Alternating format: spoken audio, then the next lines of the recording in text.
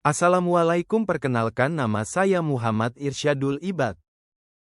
Hari ini kita akan belajar tentang struktur dan fungsi makhluk hidup.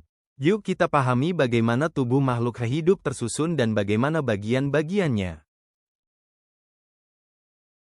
Materi yang akan kita bahas pada hari ini adalah pertama makanan dan sistem pencernaan, kedua sistem peredaran darah, ketiga sistem pernapasan.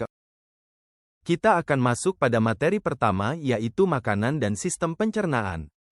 Ketika makanan diubah menjadi energi, energi yang dilepaskan diukur dalam satuan kalori. Setiap orang membutuhkan asupan kalori yang berbeda setiap harinya sesuai dengan kebutuhannya. Kebutuhan kalori dipengaruhi oleh usia, jenis kelamin, aktivitas, berat badan, serta kondisi kesehatan seseorang. Seorang remaja seperti kalian membutuhkan sekitar 2000 sampai 2500 kalori per harinya. Kebutuhan kalori remaja laki-laki lebih besar dibandingkan remaja perempuan. Nutrien adalah zat yang terkandung dalam makanan yang berisi energi ataupun bahan mentah yang dibutuhkan oleh tubuh untuk melakukan seluruh proses penting yang menunjang kehidupan. Nutrien dapat dibagi menjadi 6 kategori, yaitu karbohidrat, protein, lemak, vitamin, mineral, dan air. Tubuh memerlukan zat gizi untuk berfungsi dengan baik. Karbohidrat adalah sumber energi utama, terdiri dari karbohidrat sederhana yang cepat diserap dan kompleks yang memberikan energi tahan lama. Protein membangun dan memperbaiki jaringan tubuh, terdiri dari asam amino, termasuk yang esensial dari makanan. Lemak berfungsi sebagai cadangan energi dan pelindung organ, terdiri dari lemak jenuh, tak jenuh, dan trans. Lemak tak jenuh baik untuk jantung, sementara lemak jenuh dan trans berisiko bagi kesehatan. Vitamin mendukung berbagai fungsi tubuh, terbagi menjadi vitamin larut lemak, A, D, E, K, dan larut air, C dan B kompleks. Mineral seperti zat besi dan kalsium penting untuk darah dan tulang.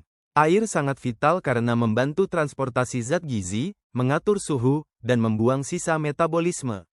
Kebutuhan harian air sekitar 2 liter. Ayo kita lanjut ke materi selanjutnya, yaitu sistem peredaran darah adalah sistem vital yang bertugas mengalirkan darah ke seluruh tubuh.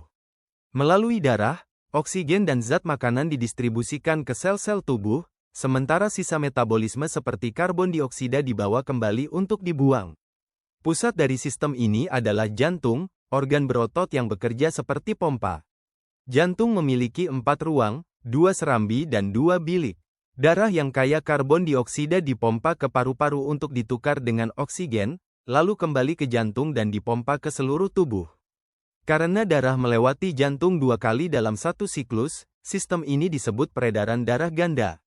Peredaran darah dibagi menjadi 2. Peredaran darah kecil, dari jantung ke paru-paru dan kembali, untuk pertukaran gas. Peredaran darah besar, dari jantung ke seluruh tubuh dan kembali, untuk menyuplai oksigen dan nutrisi. Darah mengalir melalui 3 jenis pembuluh. Arteri, membawa darah keluar dari jantung. Vena, membawa darah kembali ke jantung. Kapiler, pembuluh sangat kecil tempat terjadinya pertukaran zat. Komponen darah meliputi sel darah merah, pembawa oksigen. Sel darah putih, pelindung tubuh dari penyakit. Trombosit, membantu pembekuan darah. Plasma, cairan yang mengangkut semua komponen darah. Mari kita ke materi selanjutnya, yaitu sistem pernapasan. Oksigen bagi sel dan mengeluarkan karbon dioksida hasil sisa metabolisme. Proses ini disebut respirasi seluler, yaitu pemecahan glukosa dengan bantuan oksigen untuk menghasilkan energi. Udara masuk melalui hidung, disaring oleh rambut dan lendir, lalu menuju faring, laring, dan trakea. Setelah itu, udara dialirkan ke bronkus dan masuk ke paru-paru, tempat bronkus bercabang menjadi saluran lebih kecil yang berakhir di alveolus. Di alveolus, terjadi pertukaran gas antara oksigen dan karbon dioksida melalui dinding kapiler darah. Proses bernapas diatur oleh otot-otot pernapasan seperti otot antar tulang rusuk dan diafragma. Saat menarik napas, rongga dada membesar dan udara masuk. Saat menghembuskan napas, rongga dada mengecil dan udara keluar. Merokok dapat merusak sistem pernapasan dan menyebabkan penyakit serius seperti bronkitis, aterosklerosis, kanker paru-paru, dan emfisema.